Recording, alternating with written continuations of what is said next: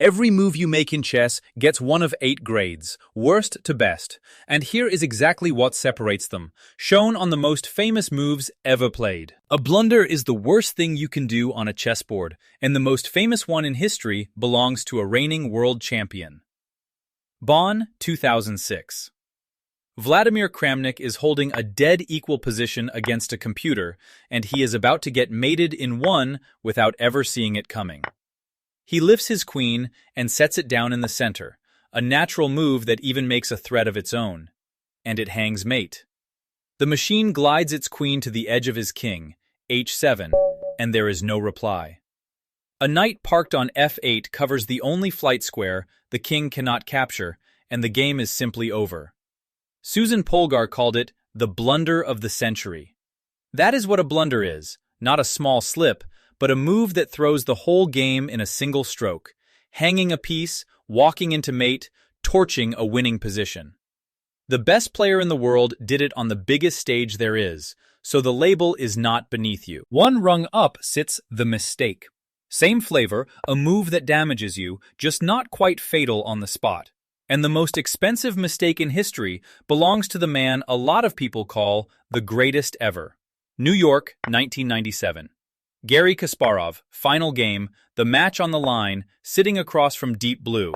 He chooses an offbeat Caro-Kann to pull the machine out of its opening book. 7 moves in, he nudges a routine little edge pawn forward, the kind of move you play without spending a second on it. It is the wrong one. Deep Blue crashes a knight into e6, a sacrifice that tears the whole position open. Kasparov's king gets dragged into the daylight, and 19 moves in, barely an hour of play, the world champion resigns. For the first time, a computer had beaten a reigning champion in a match, and the door swung open on one lazy pawn push. Kasparov was so rattled, he accused the team of hiding a human grandmaster inside the machine. That is a mistake. Your position was fine, and then it was not. You did not hang a rook. You just stopped paying attention for exactly one move. Below the mistake, the errors get quieter. An inaccuracy is the smallest red mark chess.com will give you.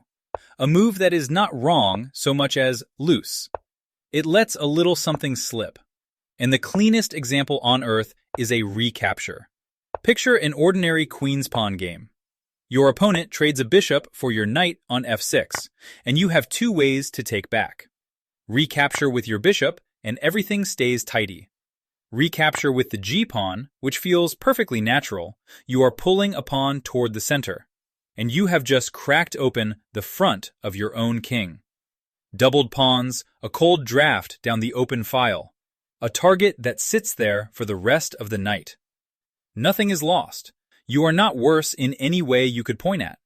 But the engine has already seen the trouble you just signed up for, and it flags it. Inaccuracy.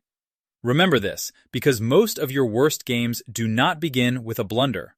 They begin right here, with a move that felt completely fine. Now we cross the line into moves that do not hurt you at all. Good is the honest, unglamorous move that keeps your game healthy. You castle, you connect your rooks, you take back the way you were supposed to. And here is the part almost nobody knows about.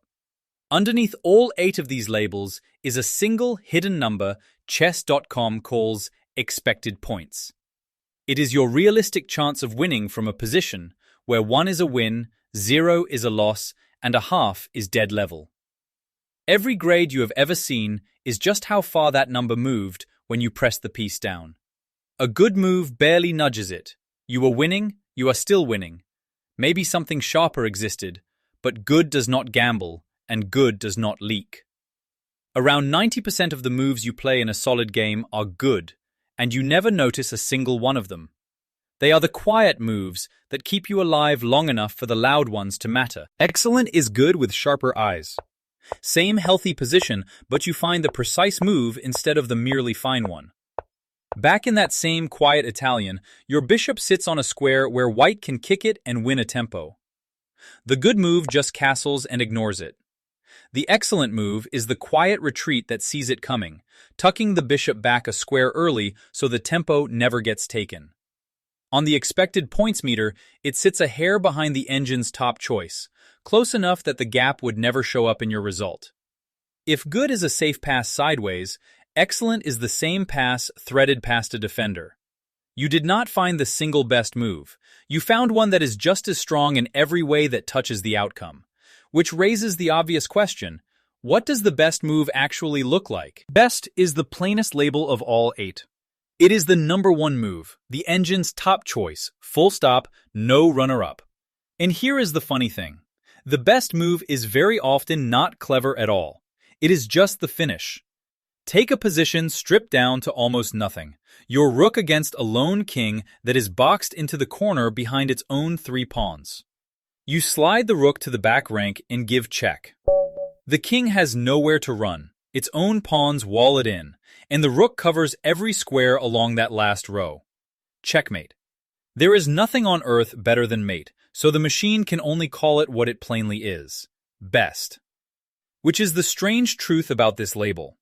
It is the target of every move you ever make, and it is the least thrilling one to earn. The thrilling ones are the 2 that live above it. A great move, and chess.com marks it with 1 exclamation point, is the only good move on the whole board. Every other option quietly makes your position worse. This one holds it together, and more often than not, it is something no human would ever think to try. Tilburg, 1991. Nigel Short is attacking Jan Timman's king, but the attack has jammed. Every normal move lets black slip away.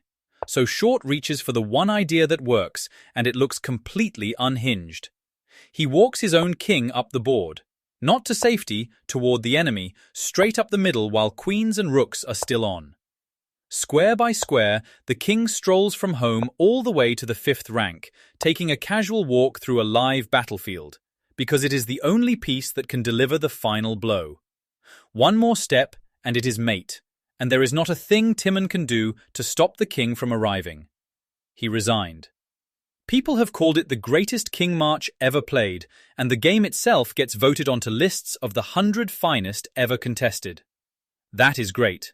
Not the prettiest move on the board, the only move on the board, the single unlocked door in a sealed room, and you were the one who found it, which leaves the rarest label in the entire game. Brilliant, 2 exclamation points, is a great move that also hurls material away and wins anyway. It is the best move wearing a disguise, because your very first instinct is that it has to be a blunder. Breslau, 1912. Frank Marshall against Stepan Levitsky lowers his queen right into the heart of the white camp, onto a single square where 3 different enemy pieces can capture it. A pawn can take it. A second pawn can take it. The queen can take it.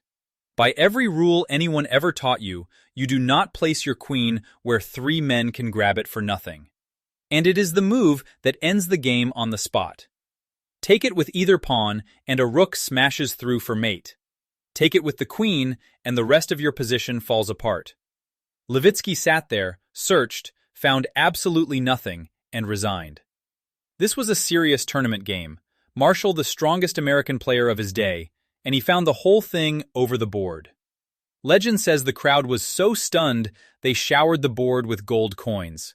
That is brilliant.